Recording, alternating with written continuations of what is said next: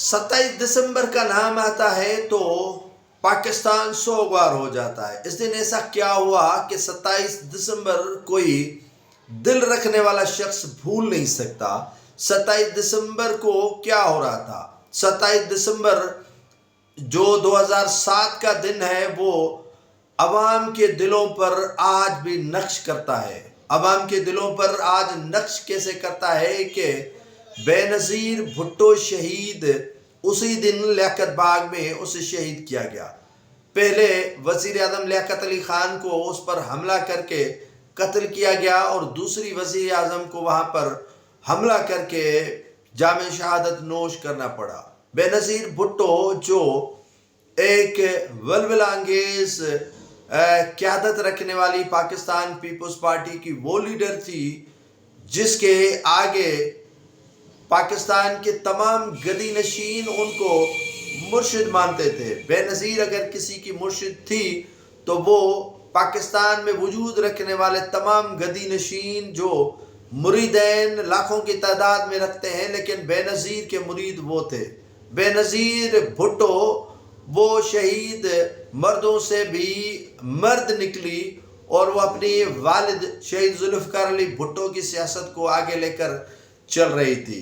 بے نظیر بھٹو شہید نے کافی صحبتیں برداشت کی۔ جب ان کے والد کو شہید کیا گیا تو محترمہ بے نظیر بھٹو کو سکھر سینٹرل جیل میں قید کیا گیا۔ انہیں مختلف جیلوں میں رکھا گیا اور حتیٰ کہ اتنا جو ہے وہ وقت آیا کہ محترمہ بے نظیر بھٹو شہید کو ان کے جو ہے وہ والد کی شہادت کے بعد جب انہیں جیل میں رکھا گیا تو عامر ضیاء الحق نے کوشش کی کہ بے نظیر بھٹو کو کسی جو ہے وہ آپریشن کر کے ان کی طبعی موت جو ہے وہ ان کو دلائی جائے یا ایسا کوئی بہانہ کیا جائے جس سے بے نظیر بھٹو کی موت واقع ہو جائے، لیکن بچانے والی اللہ کی ذات تھی۔ بے نظیر بھٹو بچ گئی، جس کے بعد اسے جلا وطن کیا گیا اور 85 میں جب لاہور میں وہ اتری تو جم غفیر نے اس کا استقبال کیا۔ نیندیں اڑ گئی سبھی ان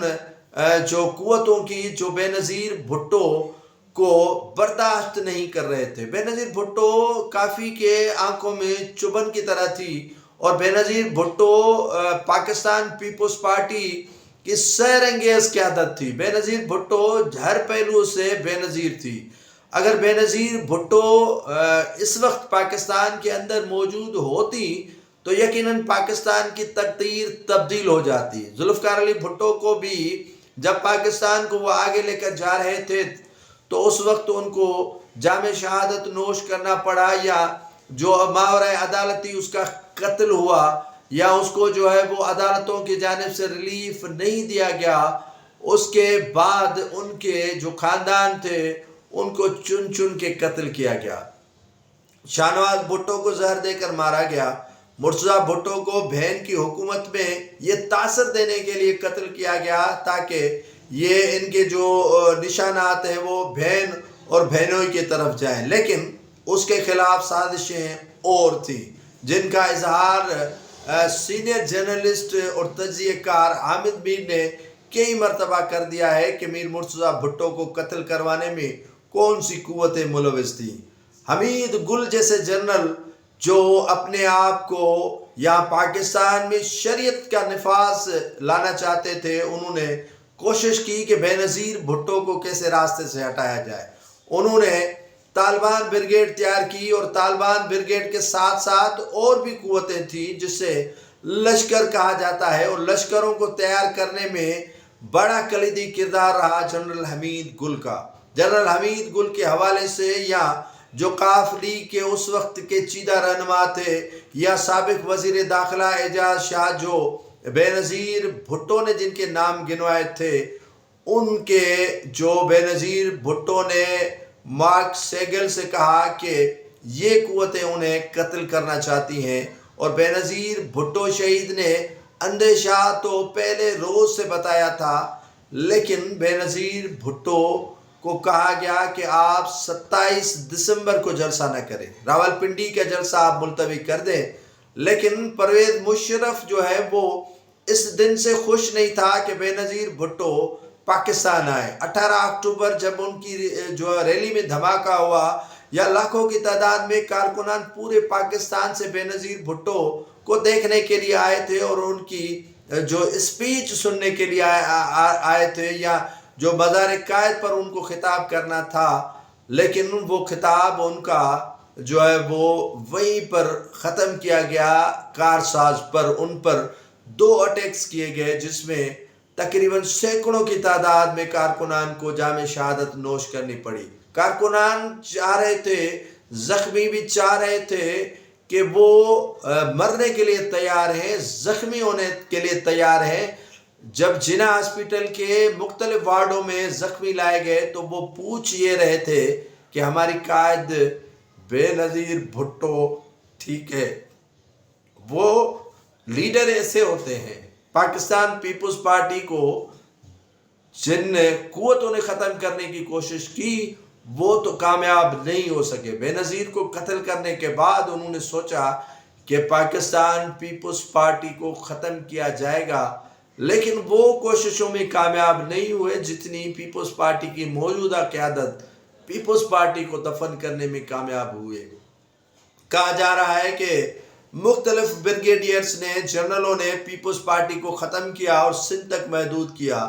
اپنے پاؤں پر خود پیپلز پارٹی کی قیادت نے کلہاڑا مارا۔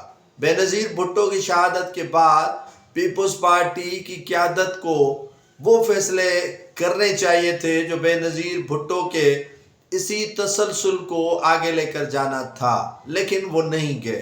اقتدار پر براجمان ہو گئے، لیکن اصل جو طاقت تھی عوام تھی، اصل جو طاقت تھی کارکنان تھے، ان کو انہوں نے فراموش کر دیا۔ بے نظیر بھٹو شہید ہو گئی، لیکن پیچھے وہ بڑا اثاثہ چھوڑ گئی تھی۔ بڑا اثاثہ یہ تھا کہ وہ کارکنان چھوڑ گئی تھی جن کو لاوارث آج تک سمجھ کر پیپلز پارٹی کی موجودہ قیادت نے انہیں چھوڑ دیا۔ پیپلز پارٹی میں وہ لیڈروں کو کم اور کارکنان کو بے نظیر زیادہ سنتی تھی، لیکن بے نظیر بھٹو کی شہادت کے بعد لیڈران پیدا ہو گئے، کارکنان ختم ہوتے گئے۔ بے نظیر بھٹو کی شہادت کے بعد 2008 میں 127 کے قریب پیپلز پارٹی نے نشستیں جیتی، لیکن اس کے بعد جیت ان کا مقدر نہ رہی۔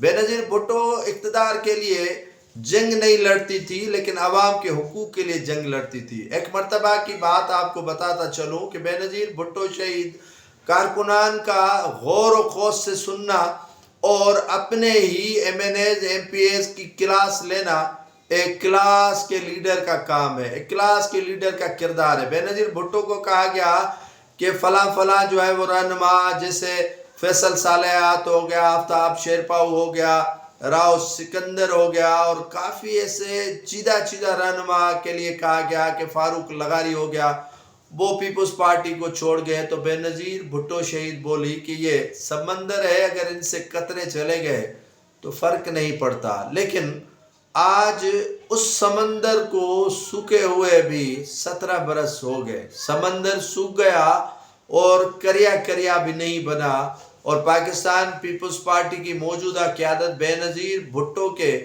قتل کے حوالے سے کوئی بھی شواہد، کوئی بھی پاؤں، کوئی بھی جو ہے وہ نشانیاں ڈھونڈنے میں کامیاب نہیں ہو سکی ہے جو عوام کے سامنے کہہ سکیں کہ ہاں بے نظیر بھٹو کو فلاں قوتوں نے شہید کروایا۔ یہ لالی پاپ ہر برسی پر دیا جاتا ہے کہ بے نظیر بھٹو کے قاتلوں کے قریب ہم پہنچ گئے، سیاسی جو ہے وہ جمہوریت بہترین سیاسی انتقام ہے وغیرہ وغیرہ۔ لیکن اگر دیکھا جائے تو بے نظیر بھٹو کی شہادت کے بعد پیپلز پارٹی کو وہ چیزیں کرنے چاہیے تھی جو مزاحمت ہو، عوامی جدوجہد ہو، اور بے نظیر بھٹو اور شہید ذوالفقار علی بھٹو کا فلسفہ ہو۔